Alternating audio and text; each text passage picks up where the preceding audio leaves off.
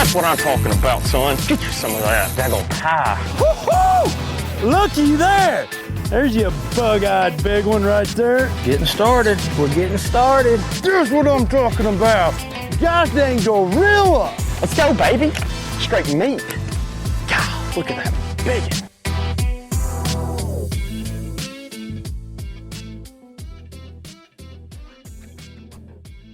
Welcome in, everybody, to the BAM Pod. This is your host, Big Ed, and tonight we went out and did it again and got you one of the living legends of the sport coming in, and we're giving you Mr. Bernie Schultz. This guy is a wealth of information, and I'll tell you what, we talked it up tonight, and I hope you enjoy this show because he has a bunch of stuff to talk about, a bunch of different things that are really going to help you become a better angler. So sit down, strap it in, let's get it on. All right, welcome in, everybody, to the podcast. This is Big Ed, and you're listening to the BAM Pod. And tonight we've got none other than the legend, Bernie Schultz. He'll be out here talking to us tonight, giving us some of his special techniques and everything for the seasons. So let's welcome in Mr. Bernie Schultz. How are you today, sir? I'm good, Ed. How are you? Good. So, we're coming out of the winter. Everybody's kind of de-thawing. It's starting to get nice. Everybody's thinking about going fishing. You've been out, you're fishing the Elite Series. You said you've been doing pretty good. You're in contention. Why don't you tell us a little bit about, some of your favorite things to do this time of year and what's got you to where you're at right now and how you're doing? Well, we started the Elite Series in Florida. We had two back-to-back events, the St. Johns River and the Harris Chain of Lakes. Both of them were pretty much spawn events, but there was a secondary pattern or bite, if you will, on both bodies of water. On the St. John's, there was a topwater bite that kind of followed a bed fishing primary pattern that I was using. And then at the Harris Chain, I had an offshore bite in some vegetation, and I was catching those fish with a swimming worm or I was actually using the new Macbeth crankbait from Shimano, speed cranking that over submerged grass. It was kind of a reaction type bite. The first day of the tournament, I bed fished over in Lake Griffin, and I was using Sinkos and pretty much just, either a Texas rig or wacky rig. And then kind of played that out. The second day, I went for the offshore grass fish, and I stayed on those the next couple of days. At the St. John's, my pattern was very similar, except it was, instead of offshore cranking, I was still on a topwater, a prop bait. And then we went to Santee Cooper. Again, it was a sight fishing tournament. I survived. I didn't excel there, but I did survive. I got a check in all these events, but that one I barely squeaked by.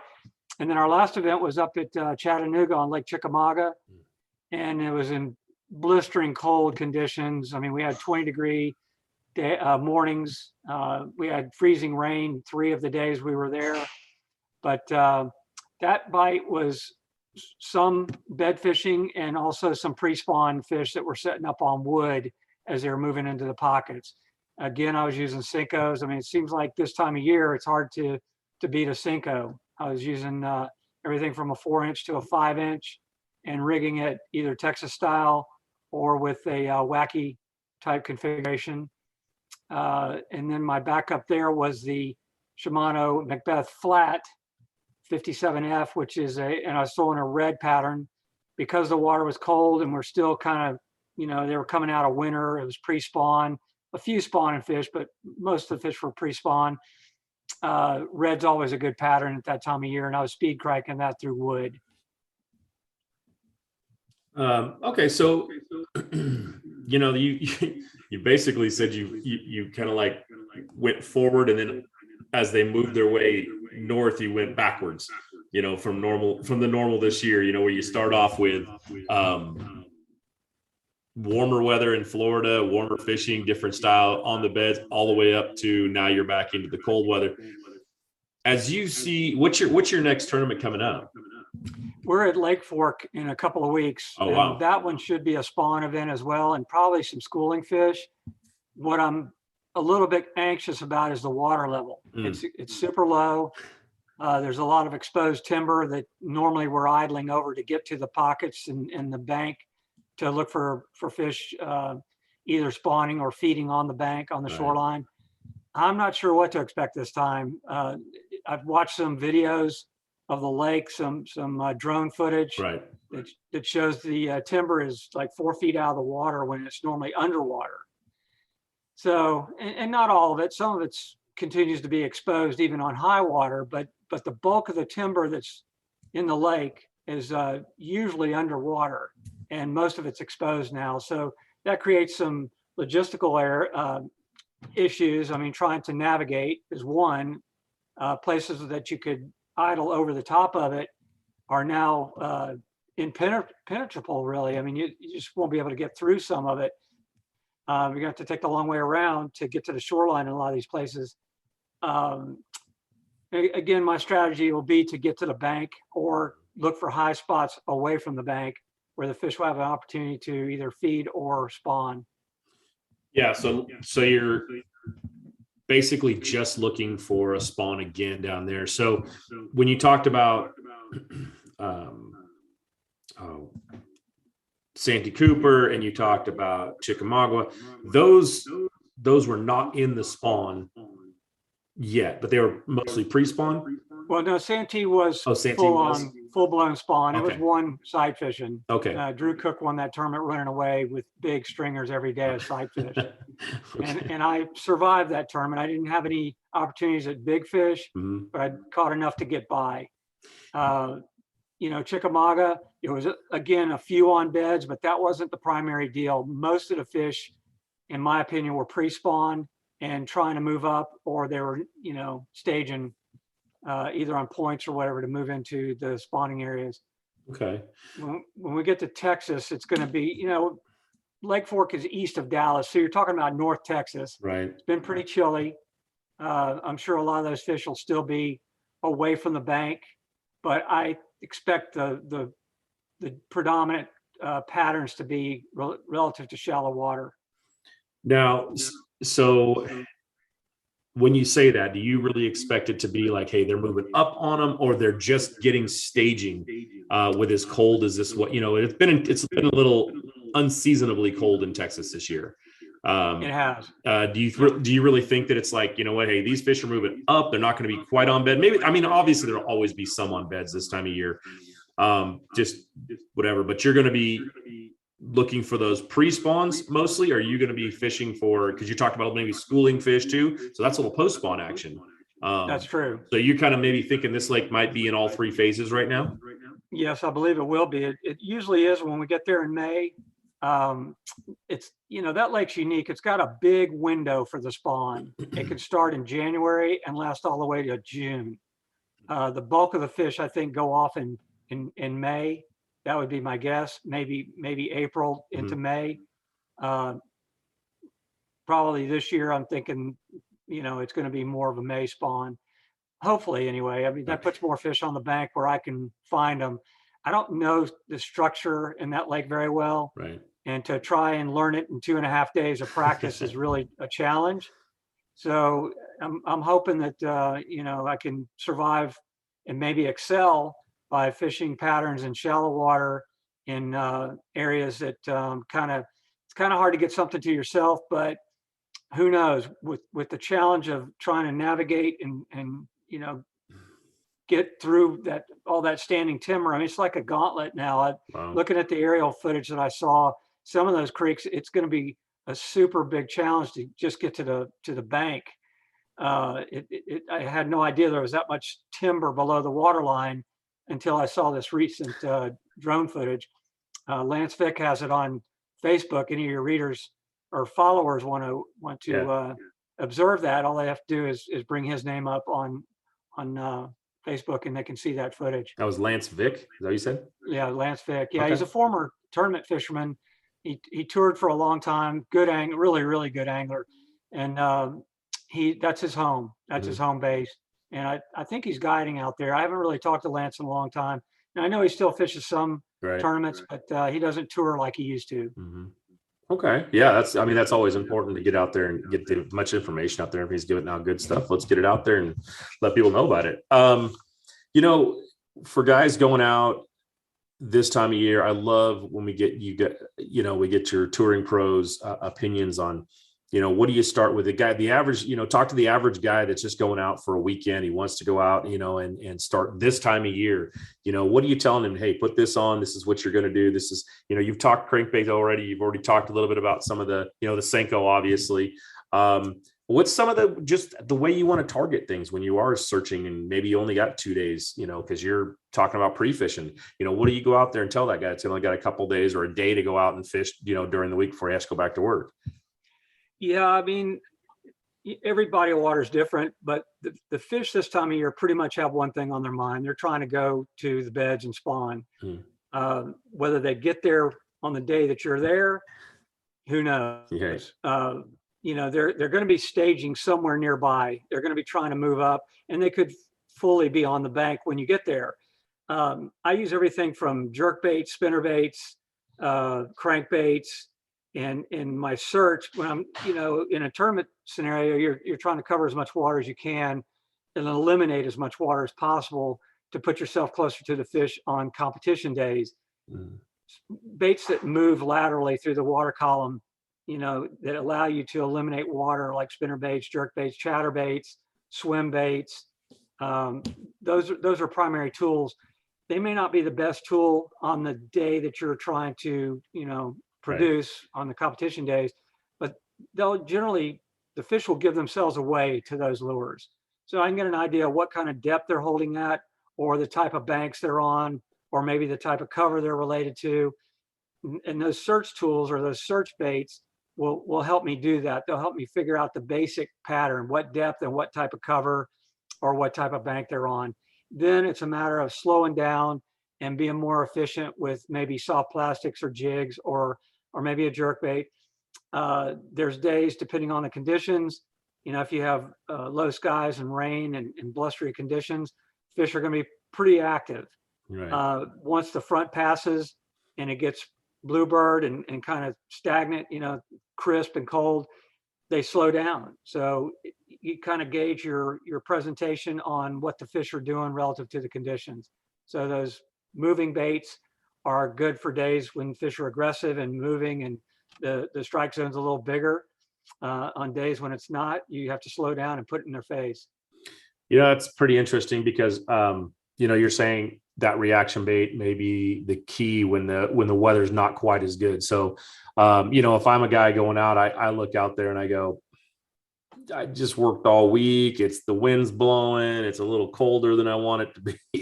I'm not going to go out. But the honest truth is that a lot of times those are the days that are going to be more reaction, more response to the baits that Absolutely. You're talking about the lateral. So it's worth, spending a little bit of time if maybe if it's not pouring down rain or something, you want to get out there, but what you're saying is basically don't be too afraid of that.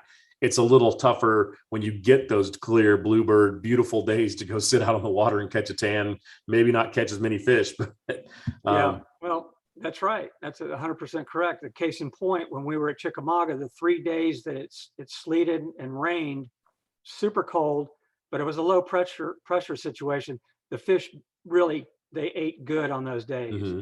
Those were my 3 best days in the 7 days that I was there. Those were the 3 best days. One of them was the last practice day. That's when I figured out the crankbait bite in the off-colored water up the reservoir a little ways. And we got 2 of those days in the competition. Day 2 and day 3 were freezing rain days. Those were my better days. So, it's, yeah. And the other thing is you kind of separate yourself from a lot of the guys that they're fair weather anglers. Right. So they're not going to go on those kind of days this time of year if they have a choice. And that is in your favor as well. You can move around more, you have more options, and there's less pressure on the water. One of the other things you kind of mentioned in there that I've we hear from is topwater. And this time of year, I think people would like to throw topwater, every day of the year, because that's just super fun. But sure. Is this like when you really think that the topwater starts to come on? And if it is, do you like to downsize? Do you like to go big? Do you like to try to, match the hatch? What is the way to maybe turn that bite on a little bit? At Ford Fairfield, we'll make your ownership experience simple. Our simple price, simple process is designed to save you time by eliminating the back and forth. That means you'll always get our very best highly competitive offer right up front. No games, no gimmicks. Our goal? To provide you with an exceptional experience. Stop by or book your appointment today. Ford Fairfield, simple price, simple process. Yeah, keep in mind when I was mentioning the topwater, we were in Florida, Right. that phase of the tour, and we had reasonable temperatures. It was cold during they're part of each of those events, the St. John's and the Harris Chain tournament. Both of them had cold days, but they would warm. And there were days when it was kind of balmy. You know, the air temperature might be in the 60s, but the water temperature was pretty good. I generally won't go to a topwater unless the water temperature is approaching 60 or more. Okay. Ideally upper 60s into the 70s. That's when I really want to give it a chance. You know, depending where you are in the country, just be mindful of the water temperature and the type of weather that you have. And not always is it a overcast or rainy day that makes topwater the best choice. A lot of times sunny days, especially in the early spring, once that surface temperature warms up, they'll look up more, and a topwater can be really good on a sunny day all day. Mm-hmm. As for lure selection, I mean, a buzzbait can work. Generally, I'm using a bait that's sitting in a position, you know, close to the target. Right. Whether it's a hole in the grass or a cypress knee or lily pad clump or just whatever target I'm throwing at. Generally speaking, I want a bait that's going to stay in the strike zone longer, and a prop bait or a popper usually gives me that advantage. Walking baits can also work. You know, this time of year in the extreme south, I'm going with a prop bait first. Okay. So yeah, as you get into that warmer water, you're getting into that, you're moving something that moves a little bit. That makes them strike more than That's right. They get a look at it. Right. Earlier in the year, maybe kick off with, like you said, the Zara Spook style, the Pop R style, where you can keep that right in the strike zone. Because I just know that this is, you know, the time of year when everybody's like, oh, the water's looking so good, it's finally getting warm outside. We can I want to throw topwater, you know, and that's one of those.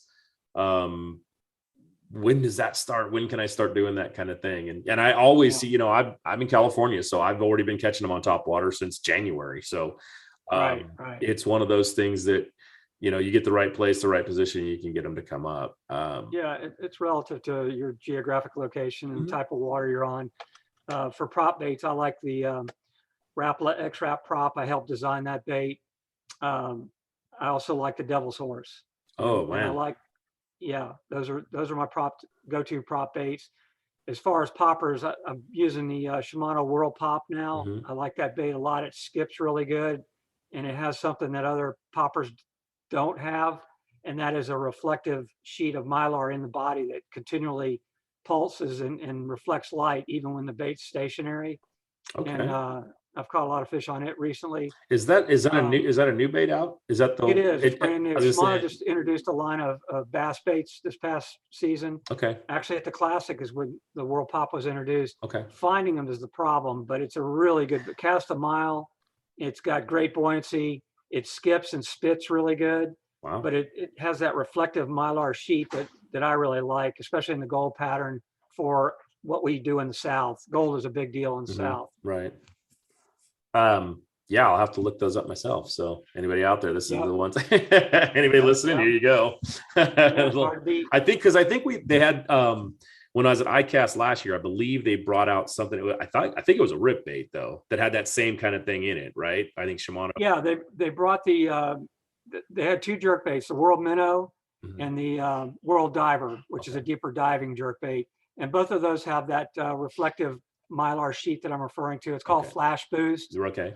And it's a sheet of mylar that's suspended vertically in the front part of the bait, and it's suspended on two springs, and they continually, I mean, it's super sensitive. It doesn't take any motion at all to get those things just start moving flashing a little bit. and vibrating. Wow. Okay. Yeah, that's definitely something to look into for the future. You know, people always want to know. They ask me, you know, hey, What's your favorite bait? What's your thing that you love and you wait for all year? And it's like, man, I love when this starts popping because this is what I want to do. When topwater, you say? No, just in general. What's your favorite baits? Your favorite technique to do. Like when that comes, when that tournament turns on and you've got that one bait in your hand, you're like, I am going to crush this thing because this is what I love. Yeah, I mean, I like anything that's working. A lot of background noise for some reason. Sorry about that. That's all good. But I like whatever's working at the time. It can be a swim bait, it can be a topwater, it can be a spinner bait. I don't really have a favorite. Right. Everybody loves topwater fishing, but I can have as much fun with a jerk bait. Mm-hmm. Throwing a swim bait. I probably the most fun would be the visual aspects of seeing the fish come out of the cover and taking the lure, and whatever baits that includes. Those would be my favorites, I guess. Yeah, that's always a question. They ask them what their favorite bait is. It's like, okay. Yeah, that's a tough question. Well, it is, because I think, I talk to a lot of different guys, and you when you're on the pro level, when you're fishing the way you're fishing, like you said, the bait that's working that day, that's the one you love the most, because it's just the one that you're going, here comes the check. Here comes the money, because this thing's working today. This is what I've got in practice. It's been working. It's rolling. Whether, like you said, whether it be a Senko or a jerk bait or, whatever's going to get you that. A lot of guys were so, you talk to like the lanes or whatever, and they want that flip bite. Hackney wants he wants that swim jig bite. There are certain guys that just like certain things and they do really well on them. But I think utility is this time of year. And for the people that are, hey, you out there listening, here's Bernie Schultz telling you, it's like be more open-minded to finding what the fish are doing and following with that, and then throwing what you want to throw, because that's really what this is about, is knowing the time of season, the time of year and what they're going to be biting on. Yeah, absolutely. Versatility is key. Right. In my world, if you can't do it all, you're in trouble. Right. And there's things I like more than others. I'm not a deep water fisherman per se, but I've caught them really good on a jig and spoon and enjoyed it. I've caught them really good on a Carolina rig or a drop shot or a deep diving crankbait. There's days when I've really crushed them doing all of those things, and it's rewarding at the time. But I'm probably more of a bank beater than anything, and I try to be as versatile on the bank, because you're dealing with a lot of pressure on the bank, and most guys, especially in a short practice window in tournament fishing, they're kind of forced to go to the bank in the spring, especially. Right. So you're fishing behind people, in front of people, and the more tricks in your bag, the better your chances.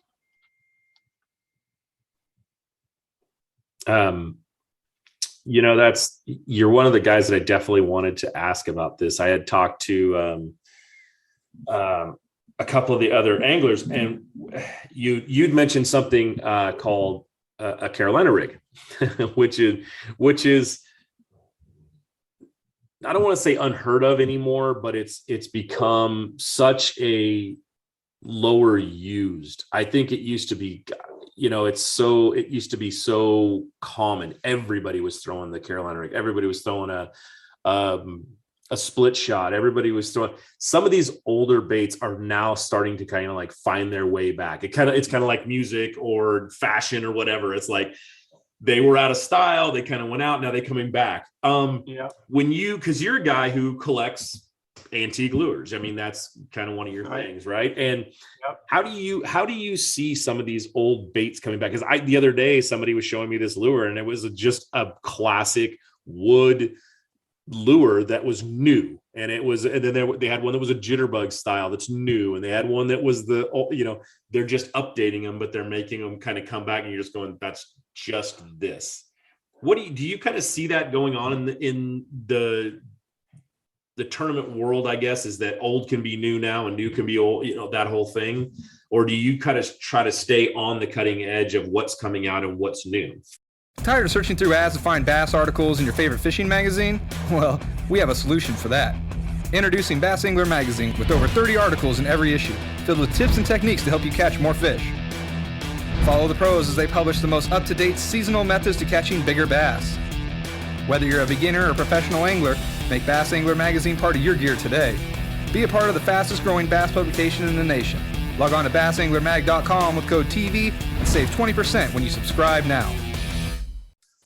Well, I want to do it all, actually. Mhm. I want to be informed on what's coming and, the newest techniques. I try to be a student of the sport, even at my age, Yeah. but I don't forget the old techniques that prove themselves. They still work Yeah. if given the chance. Fishing's pretty trendy, tournament fishing especially. So Right. guys get off of something like when the chatterbait came out, spinnerbaits kind of got put on the shelf.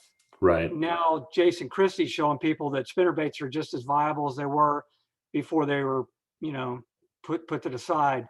So, I think you're right. I think things cycle and come back around. And the bite can kind of dictate some of that. It might depend on the lake you're on, the type of cover or how, whatever the fish are feeding on can kind of dictate your bait selection. And sometimes old school baits are better than like the old Rogue, it's been around since the 70s. That thing still catches fish. Right. The original Rapala floating minnow, it's been around since the 40s, 50s. That thing still catches fish. It just depends whose hands it's in Right. and the situation, but should be open-minded and try to give old lures equal chance, equal opportunity to whatever's cutting edge as well. Right.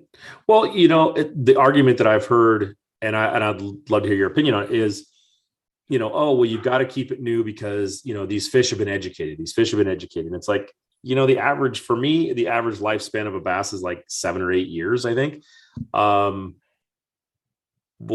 I mean, who's educating all the new ones coming out? Yeah. It's not like it's I hear you. genetically passed on that, oh, by the way, when you're born and you come out, don't eat these things because they've all, Right. this is how it is. And I see some of these lures, like you said, I think the Carolina rig is one of those lures one of those techniques really that has been lost. I think there's still guys out there that keep it a little lower that they're doing it. It's not as easy nowadays because you'll see them on TV. Everybody's on, everybody's televised now, honestly, but Shaw Grigsby, made tons of money with that thing, over the years. Yeah. And it's just one of those things. What do you think about that as whole, the fish are educated to lures? I think most of it's in the heads of the anglers, to be honest with you. I'm like you. I think the memory of a fish is pretty short-lived. I mean, if you watch, like they've got a Major League Fishing tournament going on right now on Lake of the Ozarks. Mhm. And some of those fish have been caught several times now in the course of 1 week. Right. So how educated are they? It comes down to the situation, and anglers are, in my opinion, bad about eliminating things that unnecessarily. Mm-hmm. There's tools that they could be utilizing, but they'll talk themselves out of it. And I'm guilty of that. Mm-hmm. I think we all are. But I try to keep an open mind, even at my age, and try to fish the moment, to coin a phrase. Right. I try to use an open mind, and I've got a big spectrum of lures that I'm comfortable with. Right. A lot of different techniques. My boat is the slowest boat on tour because I carry so much tackle. But I want to have that tackle in case there's a situation where I can apply something that I think the other guys might not be. Yeah, that's definitely something that I look at it. I say that, when we're telling people to go out different, like we talked today a little bit about the pre-spawn and spawn and what's going to go on. And next we'll have the post-spawn, and we'll have kind of like the summer patterns that are going to come on, and I'll interview guys and ask them about those same things. But how do you really, if you're, I don't want to say that lures are very specific to certain times of year. I mean, things like the Alabama rig, I think you can really turn that off once the spawn's over. I just never hear of guys catching a lot of fish on it. It's not that it can't, it's just that it doesn't. It's just very specific. And I think it has to do with watercolor and things like that. But how do you really know what, I'm going to go out tomorrow, I'm going to go do some fishing. I haven't been out on the water. I don't really know what's going on. How do I know really what to pick up? It's like, God, do I start with a spinnerbait? Do I start with a crankbait? Do I start with what's that jumping off point that you really see with guys and say, hey, if you're seeing this water temperature, this is great for this, for a rip bait. This is great for a crankbait. Does that exist? Or is it just that you guys have so much knowledge that, because when these tournaments start going, and I know it's pre-fishing, and some of the tournaments aren't that way, and I know you guys get out there, but is it one of those things that instinctually you just go, you know what, I've been fishing so long that this is what I know. I know that it's 52-degree water and I should be throwing a rip bait. It's, this is blowing, that's going, this is what I should be doing. Or is it just situational to each lake? Little of both. I mean, I think you're going to draw on your experiences, instincts a big part of it, but you're going to relate to what you've seen in the past. When you're confronted with a situation, a scenario, you're going to say, okay, this worked in the past, maybe Right. It'll work here. But you got to keep an open mind. It's hard to say. I say, if you're in doubt, go with a bait that you're confident in, and at least try that, give it a try. Mhm. Moving baits, that's kind of, I don't start with a slow moving presentation. I don't Right. start with a soft plastic, and unless I know already that the lake's, I'm in post front conditions, the lake's low, everything's working against me, I may slow my presentation right from the start. But if I'm on a body of water that I'm unfamiliar with, or I haven't been there in a while, I'm going to start with moving baits and try to give myself some clues. First thing I want to determine is what depth are the fish active in. Second thing is, what kind of cover are they coming off of? Did that bite come off a dock piling? Did it come off a cypress knee? Did it come off lily pad roots? Did it come off a grass line, gravel bank, whatever the situation? I want to know the cover and the depth. Those are the two key things. And then I can expand from there. Once I know the depth and the type of cover the fish are relating to, then it's a matter of just going through a spectrum of lures and presentations to figure out what the best overall deal is for that particular situation. Well, that's a good, that kind of leads into a good question. And you go to your local tackle store and there is 8 billion different colors and styles, everything else out there to try. Over the years, I've been a person who myself, I try to keep it as simple as I can. I try to know the forage that's in each one of them, in each one of the lakes I'm going to fish or where I'm going to go. And I try to just get colors that really match that. And for me, I think you can keep it really down to like 4 or 5 colors and be good. I know that when I look into Mark Lassane's box, or I look into the guys I'm fishing with's box, and it's like they've got every color under the rainbow. Do you think you need to do that and make sure that you have it? I mean, no, I really don't. In fact, I've written about that in my column at bassmaster.com. I feel like there's too much emphasis on color. I try to keep it basic, and I like earth tones when it comes to Cincos, like variations of green or green pumpkin, browns, black and blue, just traditional, reliable colors, June bug, stuff like that. I don't carry 100 different colors. I think an angler that's trying to fill out his tackle box with the right stuff would be better served to buy more body styles than colors. I think it's you need to have different body styles and soft plastics, way more so than different colors. They're tools, and you need to apply them as such. As far as jerk baits and crankbaits and topwaters, my spectrum's pretty limited. I like colors that are very lifelike or believable to the fish, matching the hatch, so to speak. There are exceptions. I like bright colors, like when I'm smallmouth fishing, only because they react well to that. Right. But I don't carry a lot of different colors. Again, I think it's more about the shape of the lure, the way it moves in the water, and the different body profiles to work to in your advantage, but way more so than color, I think. Right. You mentioned that you're mostly a bank pounder. kind of guy. Do you believe that there's fish shallow all year long? Yeah, I do. In fact, I've proven it to myself multiple times. We had a tournament at Fort Loudon, which is in Chattanooga. Last year, it was in February. We opened the season in Florida and then went straight there, drove all night to get there. They were back-to-back events, and it was cold. I mean, snow, freezing rain, blistering cold front. I mean, the warmest it ever got during the week was like 40-something degrees. And the fish were shallow, extremely shallow. And the reservoir was at winter pool.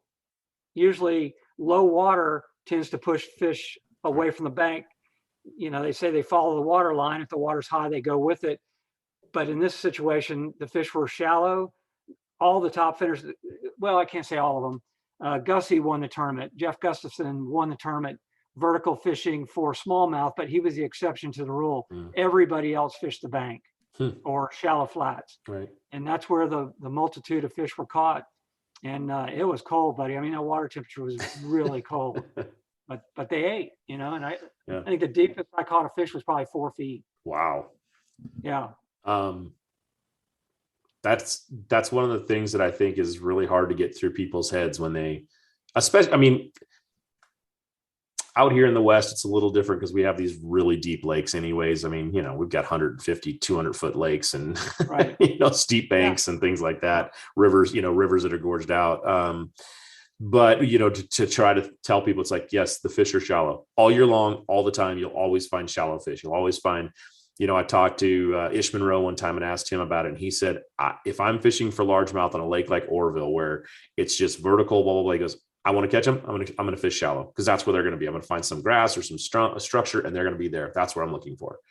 Right. And it's really hard to think of that when you're talking about, like you just said, 35, 40 degree, 50 degree, you know, 48 degree water, 46 degree water. And all of a sudden they're up shallow. But I was also just in Oklahoma at the MLF championships. And when Bobby flips that, you know, he catches those fish, they're up there in 4 feet of water, 3 feet of water. I was watching guys fishing 2 and 3 feet of water, pitching into leaf mats in an inch and a half. So, oh yeah. Some of those fish were super shallow. I watched that show also. Proud of Bobby for pulling that off. Yeah, that was an amazing.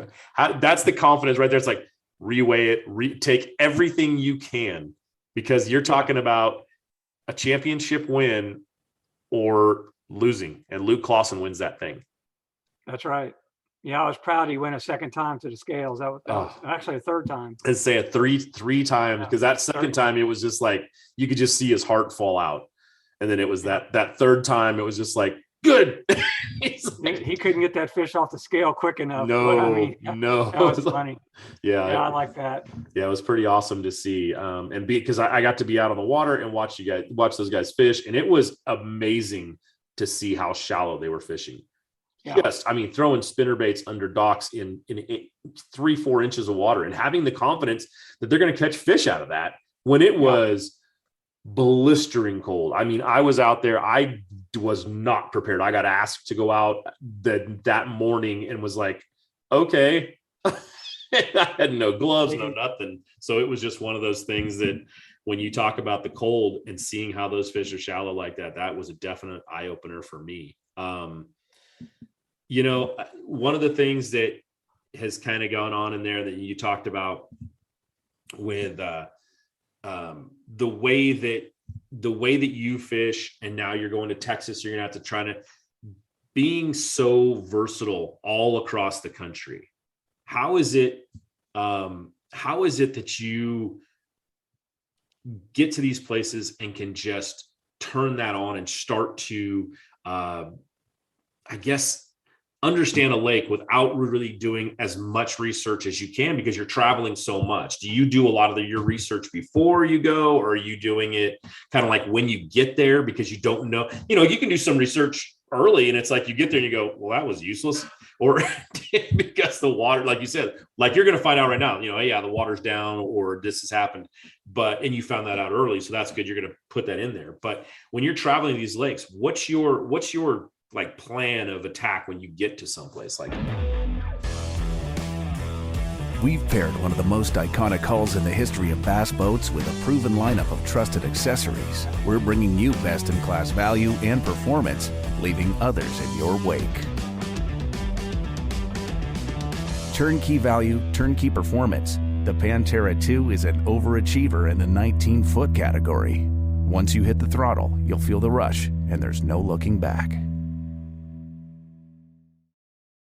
To answer your question, you do as much research as you can. The problem is there's a lot of restrictions on that. We're not allowed to get any information that's not public, first of all.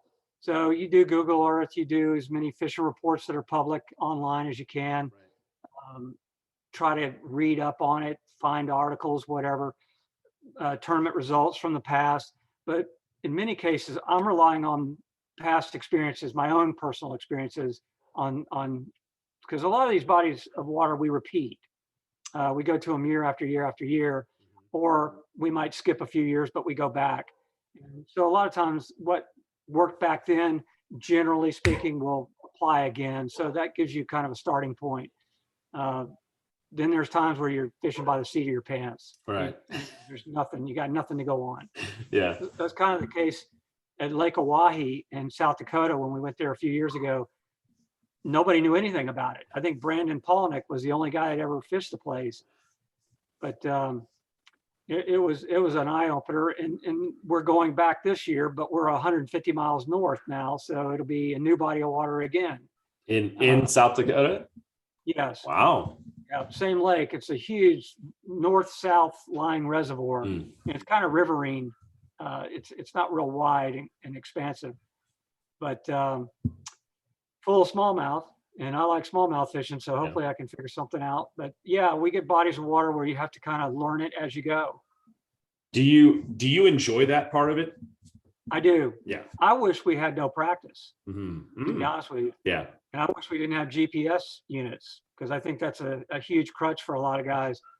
But I'm old school. I'd like to shoot from the hip. I'd like to show up, maybe do a 4-hour drive around on the lake, and then start the tournament the next day, and just see where guys shake out. Right. But yeah, and I don't want to pit this against each other. But MLF versus Elite Series, you have that option with MLF. You don't have that practice. You don't have that style of going out there. You really do have the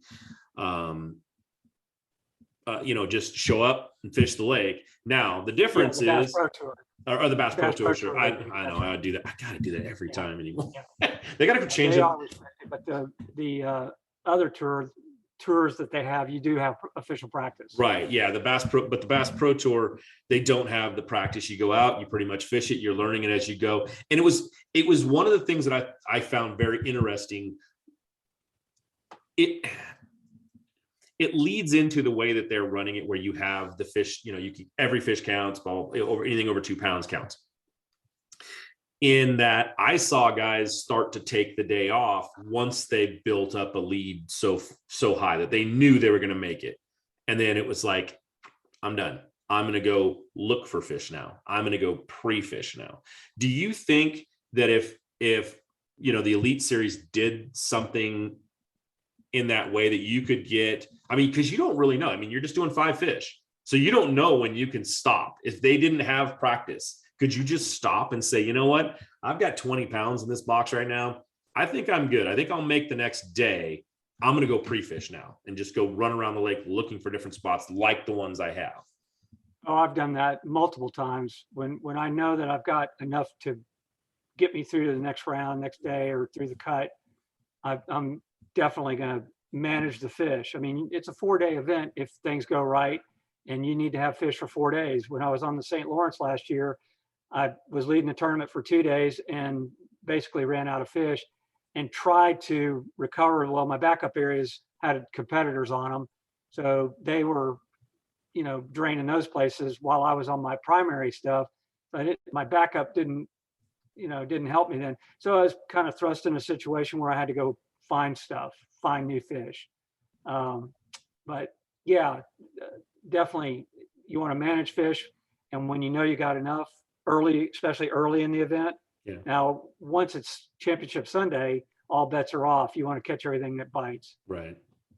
And one of the other things you said in there was no electronics. I'm pretty sure you can get crucified this time in this day and age for saying something like that. But I think it would be very interesting if they said, sure, during practice you can run your electronics, and then all you can have is a depth finder after that, or something to guard against you. Because I look at this now, and I mean, between the live target or the the pan optics or this and that, I thought it was real interesting earlier. I think it was late last year. There was a one of the Great Lakes, I believe they were on. And these guys are out there with one of the, the little things you look through, like basically like putting on a big mask and looking under the water to look at bedfish. And I'm going, really? You've got all this electronics in the world, and you still want to take this rudimentary plastic thing, throw it overboard, look in the water to see fish? I just, at some point, I think there has to be a cutoff to say, there has to be a cutoff. You need to draw the line at some point. Yeah. I'm not going to be Randy Blockett here and say that, technology's the evil of fishing, but Right. I just would like to see these guys in a situation where they're really handcuffed. Right. They don't have the information highway to help them, do their homework and prepare for these tournaments. I like it to be kind of a gut instinctual type thing. You're introduced to a body of water, you don't know anything about it, go fish. Right. That would be the purest form of competition. Unfortunately, we're probably never going to get back to that. The closest that's there is what the Bass Pro Tour is doing. And I like that. And I wish the Bass Elite Series, whether they do it on that tour or come up with some isolated events where we're restricted to no practice and just, a quick run around the lake to figure out where you want to try, and no GPS numbers, I would be all for that. Right. I think it would change the whole complexion of the outcome. Right. Well, that's really funny, because the other day I was going through one of the streaming things, and it was, they had the Bassmaster Classic, the first one on there. And one of the things I forgot about, which I think would be very interesting to do, is you go to the Classic, you get 10 pounds of tackle, period. Yep. That's all you get. Here's your deal. Good luck. You can pick what you're going to pick, but you get 10 pounds of tackle and you get 5 rods or whatever it is. And it's like, what? I mean, I can't even imagine the looks on guys' face if you told them that going into the Classic, that, hey, you get one fish finder. It can be by a console of your boat. You get 10 pounds of tackle and you get 5 rods. Now go out and show us that you're the best in the world. Be interesting to see that. It would be. What's really funny is that I've had a lot of guys, even younger guys, not all the older guys, but even younger guys, say that'd be really cool to see happen. I mean, it's one of those, and you'd probably have to do it at a specialty event or something, or make an event like that. But I think it would be very interesting, like you said, to really test the skills of some of the new anglers. I think personally, I believe that guys do rely heavily on electronics and absolutely finding that structure, finding that grass. And as I was watching those old events, and I was watching the Rick Clun's fish, and I was watching these guys, I'm sitting there going, they got pistol grip rods. They're throwing it out there. They go, oh, there's grass here. How do they know? Because they picked it off their lure, or they felt it as they went through it, or whatever. They didn't, there wasn't anything telling them there was grass down there. Right. So be interesting. If it happens, give me a call, will you? My phone ring. Yeah, I think it'd be interesting to see how guys adjust to having to learn. I really believe it would be interesting to see how well they could make that adjustment. The younger guys coming up, it's like, can you actually fish without seeing everything going on down there through, I mean, some of these things have got five fish finders on their boat. Oh, it's out of control. I mean, they got, some of them use it as a step stool for sight fishing. They got so much up on the bow they can stand on them. Yeah. It's crazy. Do you think that that's, I mean, how far do we go before we just say, okay, because I mean, you got to think, Lowrance, Humminbird, Garmin, they do not want anybody to say put a limit on something. Oh, of course. Yeah. I mean, technology is good, and it's made people understand the habitat more so. Mhm. They got an eye underwater now that they didn't have before. But it'd be interesting.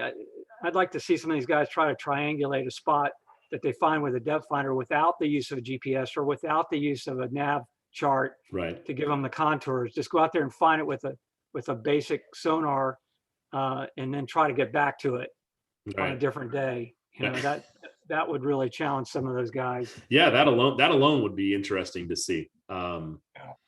Talking about that, picking up I mean, I remember back, when it was, that was when, the Carolina rig was so good for too, is it's like, oh, wait, there's a drop off right there.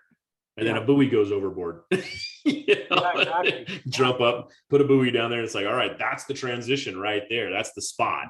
Or you'd use it to figure out what the substrate, whether it was shell or mud or sand or gravel, whatever. Right. That weight was your sensor. Yep.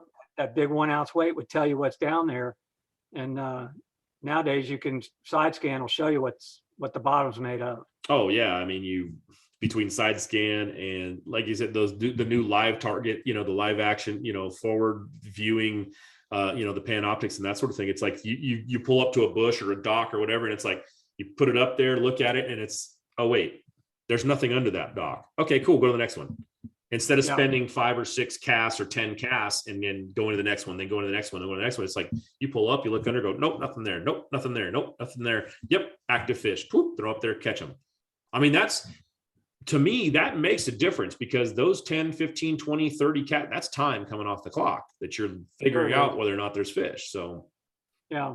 On the flip side, though, they are fun. I mean, I've had some great smallmouth events, like on Champlain or the St. Lawrence or St. Clair in Detroit. Using that forward-facing sonar and watching the fish react to your bait, that can teach you a lot too. So, it's pros and cons. It's a crutch for sure, but everybody has the equal opportunity to have that crutch. So it's not like somebody has an advantage. And these young guys are so adept at it. They learn it. They like it. It's kind of their generation that really excels with that stuff. I'm an old dog trying to learn new tricks, and I enjoy it though. It's kind of neat. Sometimes it's frustrating because you'll see fish you can't catch. A lot of times you'll see fish you can't catch. They just, whatever you throw out there, they'll react to it initially, and then they swim away. Sometimes they run away. Mm-hmm. But it is fun fishing. It adds a dimension, and I use them. I've got Panoptics on my boat. I'm a strong believer in forward-facing sonar as a tool.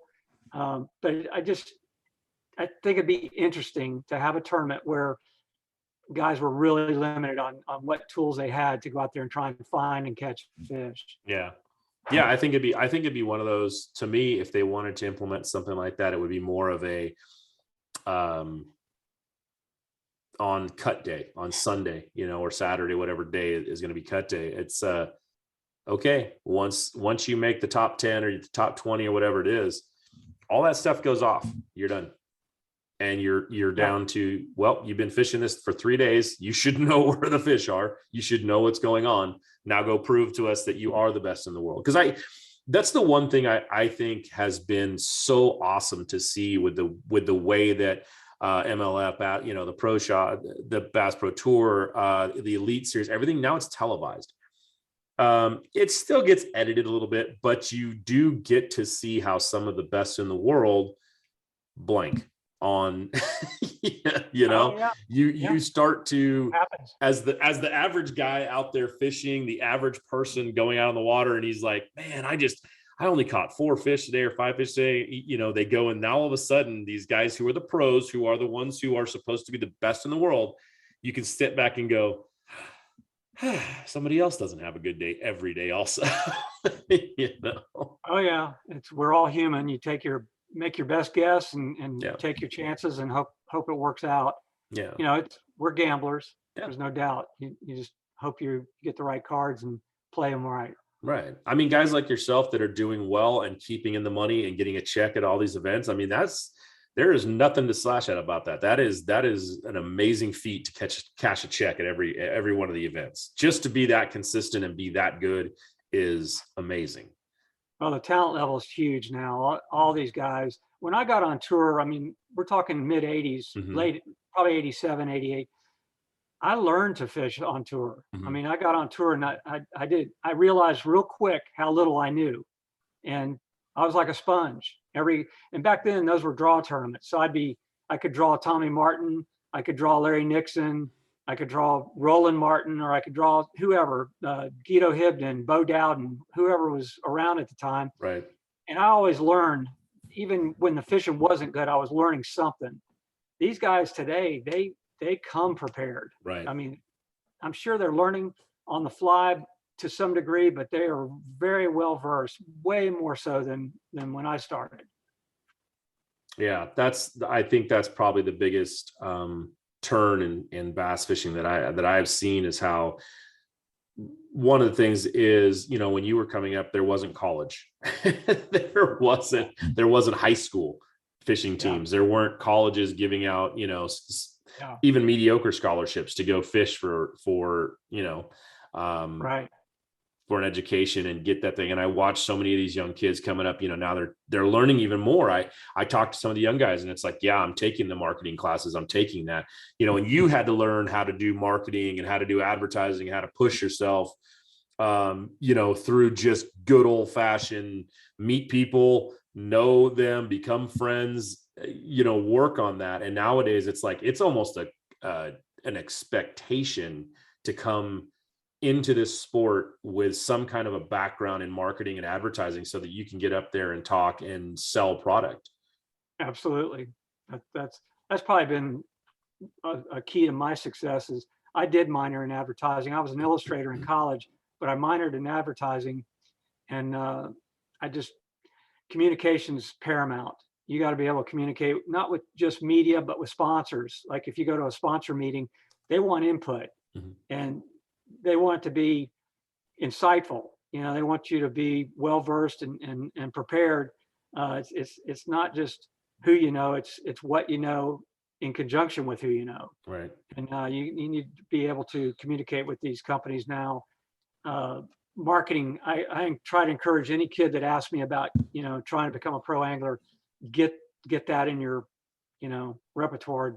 Be as good on communication as you can, and find some other skills, photography, writing, whatever, you know, anything that you can bring to the table to separate yourself, because it's not about just catching fish.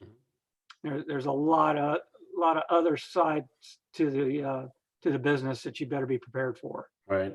How have you kind of transitioned for that into, like, you know, do you have a TikTok? I'm the weakest guy on social media. I really struggle with that. My strength is in writing and illustration. Right. I was an illustrator for Bass for years, had my own column at Bassmaster Magazine for a lot of years. Right. Did the winning patterns for Bass Times for years. Then things became computer generated, the graphics part. So I've transitioned more into writing, and that keeps me out there even when I'm not catching fish, and I enjoy it, and people seem to enjoy it. They read it. So follow me. Well, I mean, that's what, you know, that's what here, Bass Angler Magazine, that's what we kind of, you know, still strive for, is you know, there are people out there that love to read, people that love to get the knowledge. And that's, I mean, we decided to put a podcast together for this very reason, to talk to guys like yourself, to talk to the anglers, get your input, get some of your opinions and your thoughts on how this sport's going. I mean, right now, I don't want to say we have a battle between the way they go, but we do have this ideals. You know, some guys love the Elite Series and the 5-fish, you know, the 5-fish traditional way of doing this is amazing, and guys that love the new form of, hey, you know, we get these fish, we catch them, we put them right back. They get the conservation, the style, the way it goes. Every fish counts. You know, hey, I'm an angler and I catch a lot of fish, and I should be rewarded for doing that. There are hybrids kind of popping up all over the West Coast. Has kind of put one together where they do a 3-day or 2 days of, you know, every fish counts, and the last day is 5 fish. In the Apex store. So I think there's just so many new ways of coming out. But I mean, you're staying with the elites because you're kind of embedded with it, I'm guessing, but at the same time, you're staying with it because you like the format. Yeah, well, I do, but keep in mind, you know, I was an illustrator and writer for Bass since the beginning of my career, pretty much. And they helped build my career. So I'm a loyal person. Mm-hmm. Bass has been good to me over the years. It wasn't always perfect, but we worked through that. And when competitor tours popped up, like the FLW Tour initially, and then more recently the Bass Pro Tour, that kind of keeps things in check. You know, Bass isn't the only game, and they realize it, so they kind of have to adjust and work more so with the anglers to keep some loyalty there. But yeah, my home is with Bass. Mm-hmm. I do like the Bass Pro Tour format where they catch 5, and we catch 5. Yeah. They catch fish as they catch them, they record them and release them. Right. I think that's a really strong conservation effort. I like it. It also eliminates the need to worry about keeping the fish alive through the course of an 8-hour day, especially in the summer months. You know, that can be a real challenge. Right. So the problem, though, is they don't have a stage. You know, Bass has the stage.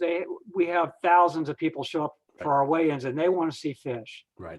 So where do you separate the two or merge the two? I don't know. It's well, it's a question I was going to ask you, because I was in Oklahoma. I was at the at the Bass Pro Tour weigh-in at the end of the night, and you know, there were a few hundred people there that came and watched it and saw, you know, the trophy presentation. I don't believe, the one thing I really wish that on championship day they would do with the Elite Series is stop the count. Don't show us what fish you're getting. Don't show us this guy's got 26 pounds. He's probably leading. Don't show any of that. Keep it completely like your imagination's going, oh my God, I think he got a 5. I think that's a 4. I think that's, just let it go. And I think that the hybrid needs to be brought to the Bass Pro for their championship. If they want the numbers at the weigh-ins, if they want their events to go big, they're going to have to do the same thing where the last day, it's a 5 fish limit. And they need to say, hey, was it dramatic watching it on TV? 100%. Watching Bobby sit there and put that thing on the scale 3 times was breathtaking. It was like, you know, you felt it for him. But if they had their last day was a 5 fish limit, and then they brought that to the scale, and you knew nothing going into it, you're just like, I'm going to the final day because I can watch it on TV, but it won't show anything. Right. I need to go see who's going to win this thing live and in person. Then you're going to have your shows are going to be packed, just like the Bassmasters Classic is. That is thousands and thousands and thousands of people want to come see it. Yep. They want to see the drive-through weigh-in. There's a good argument for both. Mm-hmm. You know, and maybe it's good that we have both. Maybe it is. You know, I don't know. You know, the Texas tournament is the closest we come. We can only bring one fish over 21 inches. I think I believe that's the thing. But I don't know. I wish we had tournaments where we did catch and release on the boat, weigh the boat. The problem with that, another thing to consider is you've got, let's say there's 100 guys out there competing, or 75, however many Bass Pro Tour guys are out there at a given time. I guess it's actually, they cut the field and have alternating days. So let's say there's 40 guys out there at one time. Mm-hmm. That's 40 different scales. And that has its own inherent problems because you got 40 different weighmasters. That's a little scary. And when you get down to a tournament decided by ounces like Bobby Lane's victory, you know, where does that leave the guys that finish behind him? You know, that's a little concerning. I like one scale. Yeah, I mean, I agree with you. I do weigh mastering, and I'll tell you what, there are times when you watch scales come up and it's like there's extra water in a bag, or there's extra this left on there, and Sure. you know, maybe an ounce, you know, is Sure. on that, and you have to be really, you know, really diligent about that. Now, at a professional level, they absolutely make sure they're diligent about that. But yeah, I mean, there's something to be said for, had Bobby had Luke Clausen's scale, would it have got that extra 1 ounce, you know, that 1 ounce, the 100th of an ounce, you know, because he won by 100th of an ounce. Well, he won by more, but I mean, that 100th of an ounce was the deciding, you know, was the decider on that one. So I mean, did he rock the boat? And there's something to be said for that too. Like you say, you know, people say weighing on the water is different than weighing on dirt, right? Absolutely. So, you know, what's that out there? But if everybody's weighing on the water, then it shouldn't matter. But it is where you're at. If you're in a protected cove versus a guy that's out in the main lake in a breeze. Yep. And that, how can those two scales be comparable? Yeah, I don't know. Yeah, and like you said, there are definitely some inherent flaws to both sides of this sport, but like you said, maybe it's great that we have both of them so we can kind of see and we can kind of go, and there are different ways of seeing it all. Yeah. Well, we're kind of running up on our hour here. I want to let you get back to your world. Okay, I appreciate it. No, it's been fun, and make my phone ring anytime. I'll try to help. Absolutely, I appreciate that. Guys, thanks for tuning in. Bernie's a wealth of information. This guy is great. Where do people come check you out, see your stuff, read your articles and everything else? Give us some of your information. Yeah, I'm on Instagram, Bernie Schultz Fishing, Facebook, Bernie Schultz Fishing, and they can find my columns at bassmaster.com or insideline.net. Okay. And again, I really appreciate you spending some time with us, and you know, coming on the BAM Pod and talking to us. We really appreciate it here at Bass Angler Magazine. And all right, guys, tune in next time. We're going to have another great angler out there. I've been out doing my work, getting everybody going. April was a little brutal for me, but we'll have some more people coming on, and great anglers like Bernie Schultz. So thank you again, sir, for coming on. You're welcome. Thank you. All right. Y'all have a good time. Thanks for tuning in, and we'll see you on the next